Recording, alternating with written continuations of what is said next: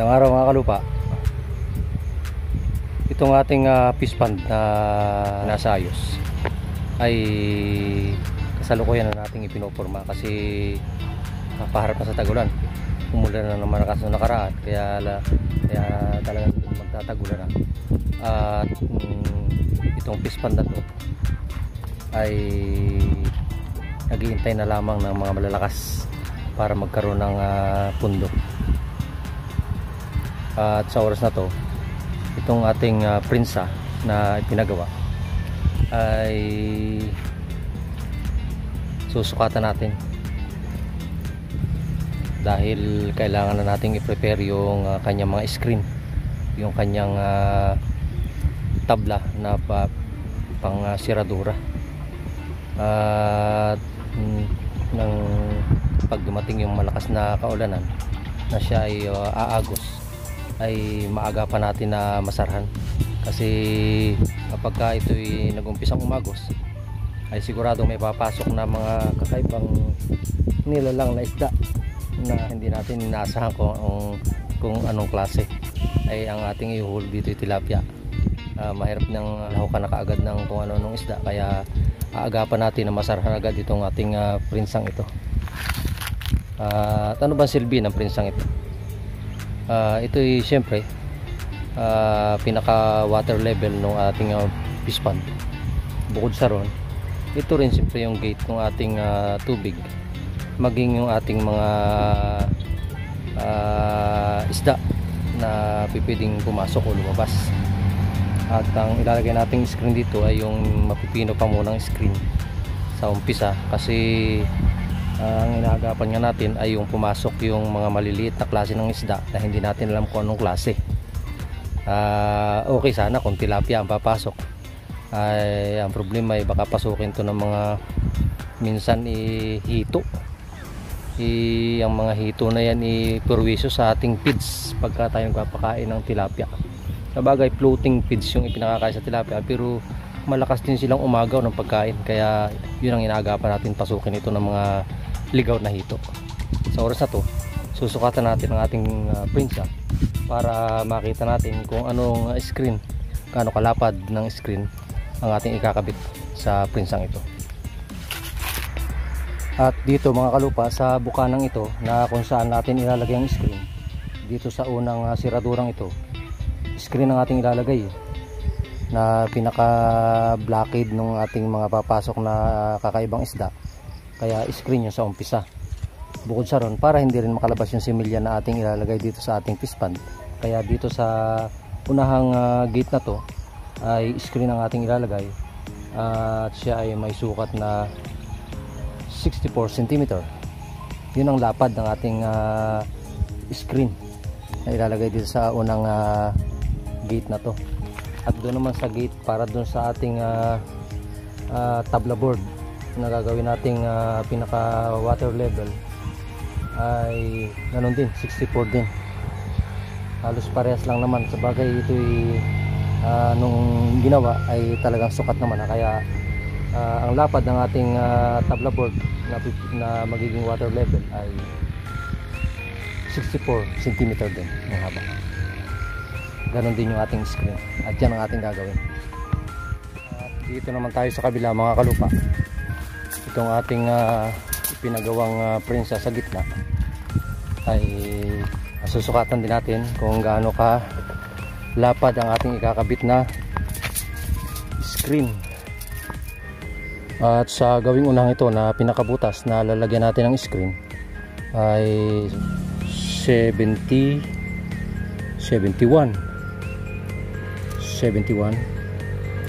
simula doon sa edge ng ating naka groove hanggang dito sa kabilang groove din. Ito ang ating prinsa ay 71, at yun ang mga ating paglalagyan naman ng pinaka water level tabla board ay ganoon din, 71 din. At yun ang gagawin natin mga kalupa na magiging depensa nitong ating prinsang ito, para ma-level natin ang tubig at proteksyon ng ating alagang tilapia na hindi siya makalabas sa loob ng fish pond na to pagdating na ito ay nagkaroon na ng laman. Yan, nung nakaraang malakas na ulan nabasa na to. Ayun medyo basa na yung gitna. At iniintay natin yung kalaksan pa talaga ng patag-ulanan para umangat at lumabas yung bukal ng tubig galing dito sa kabundukang ito mga kalupa. Ito ang pinanggagalingang bukal ng ating fish pond. Itong matataas na bundok na katabi nitong ating fish pond.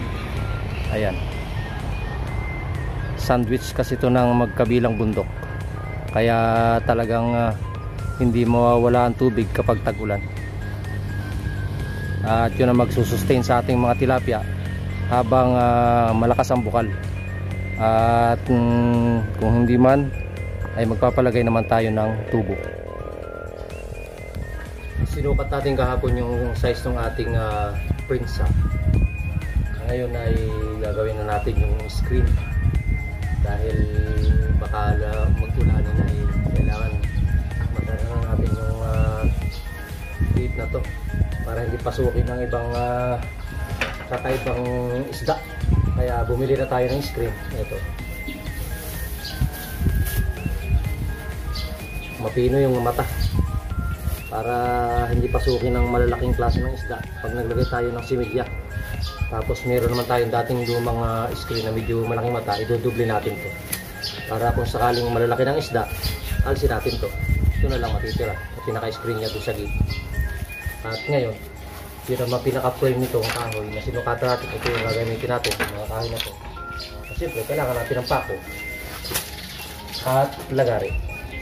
Kaya sa oras na to, titirahin na natin yung sinukat nating sa kahapong size na 71 and 64 na lapad ng ating screen.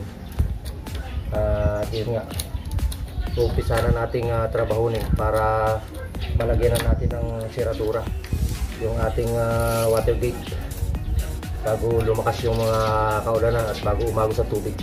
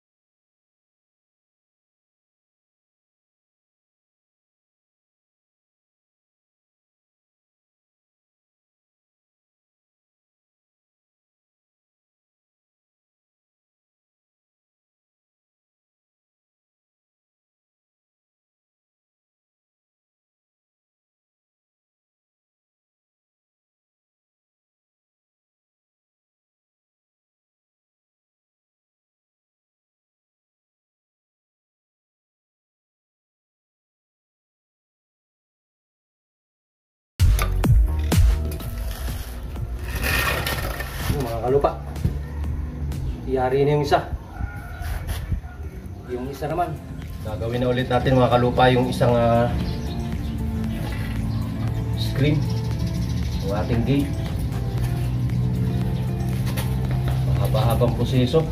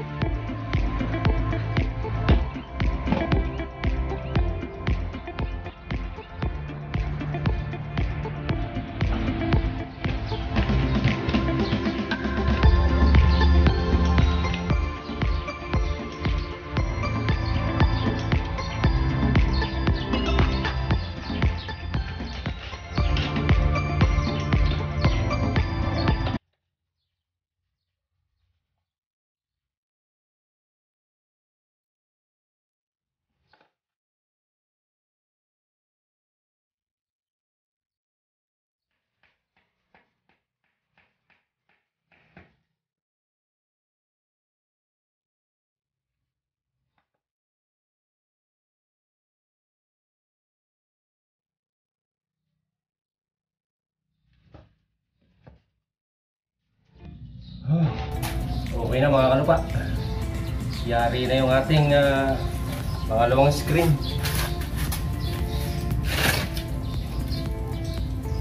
Alright. Kung mapapansin ninyo, mababa lang yung ating screen.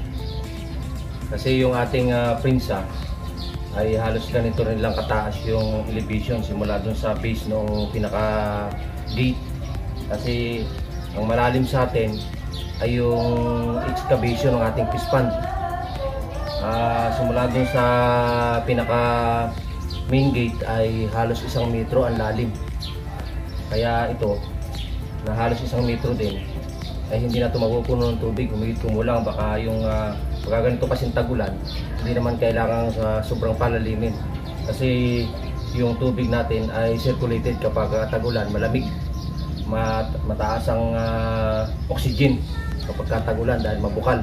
Kaya hindi naman kailangan sobrang lalim. Kailangan lang na palalim ng tubig kapag yung nagtatag-araw na ang oxygen ng ating pispan ay humihina na, wala nang bukal. At doon kailangan ng mga aerator.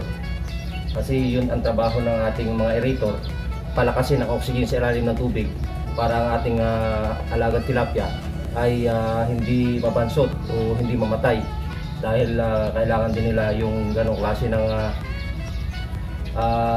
suporta sa ilalim ng tubig para sila ay tuloy-tuloy na makapag payabong sa ilalim. Ganon din siyempre sa tamang pag-aalaga. Tablabon na lang gagawin natin mga kalupa.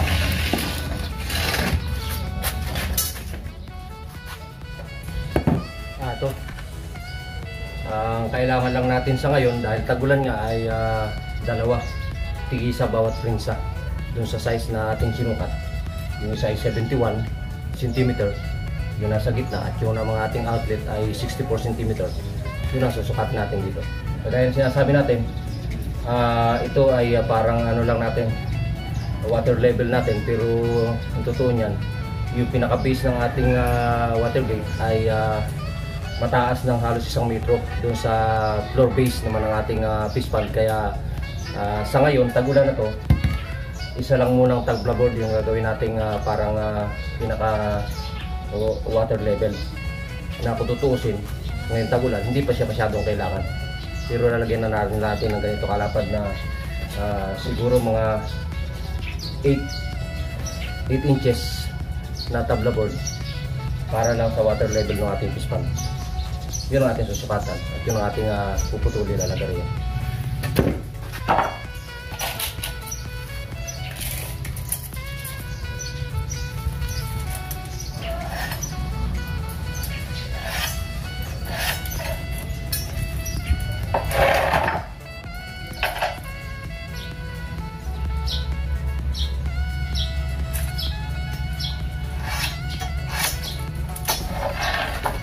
natin mga kalupa.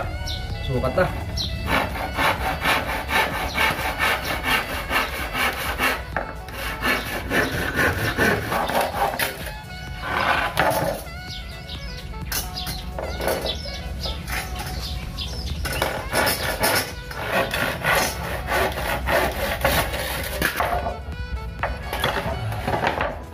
Mga kalupa, ito na, yari na yung ating tabla board na magiging water level ng ating water gate o prinsa.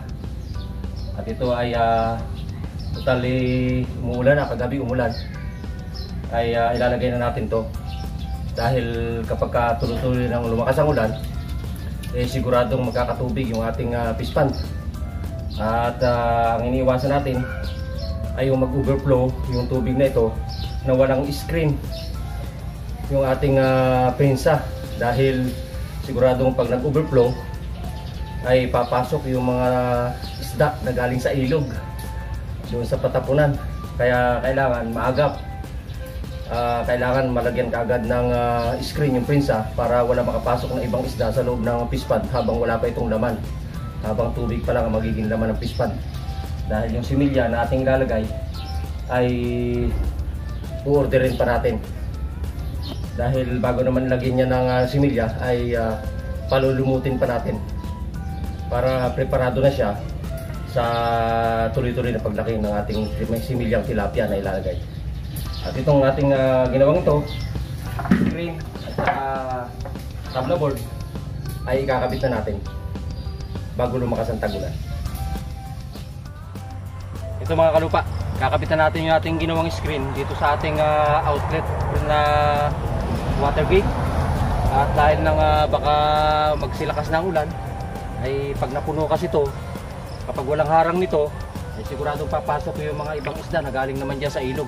Kaya obligado ilagay na natin ang screen para kung lumakas ang tubig dito, umawas dyan, walang makasubang mga ibang isda na papasok sa ating tilapyaan. Ilalagay na natin. Kahit na ganitong wala pang ulan ay ilalagay na para at least nakapix na siya. Kasi yung ating tabla na pinaka water level natin pagdating ng mataas na yung tubig dito sa area ng pispan, lalagay na rin natin.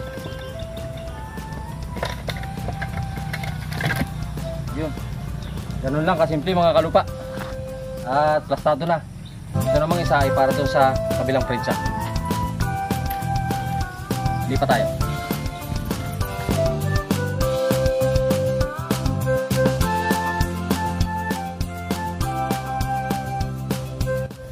At dito naman mga kalupa sa kabilang prinsa sa gitna, ito. Unahin na natin itong ating tabla board na pinaka water level. Para ganyan lang kaliit muna ang ating lalagay na tabla kasi malalim na yung ating lubo sa ating kanluran. Ibig sabihin yung water level na yan na 8 inches ay halos sumigit kumulang ang lalim na ng tubig natin ay 1 meter ang lalim ng tubig.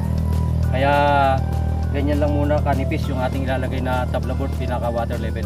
At ito ang ating nakasala para pa rin hindi makalabas yung ating mga similya ay ito yun. So ganyan mga kalupa. Sa oras na to gastado na yung ating gayak ng pispan.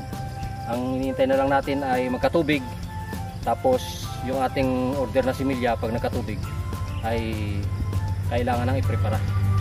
Kaya sa oras na to yung ating gayak na pagsasayos ng pispan sa kabuuan para sa abang na tubig, at ganoon din sa anticipation natin ng mga ibang isda na magagaling sa labas ay natrabaho na natin. Kaya preparado na ang ating pispan para magkaroon ng laman, tubig at ng tilapia. Yan ang araw.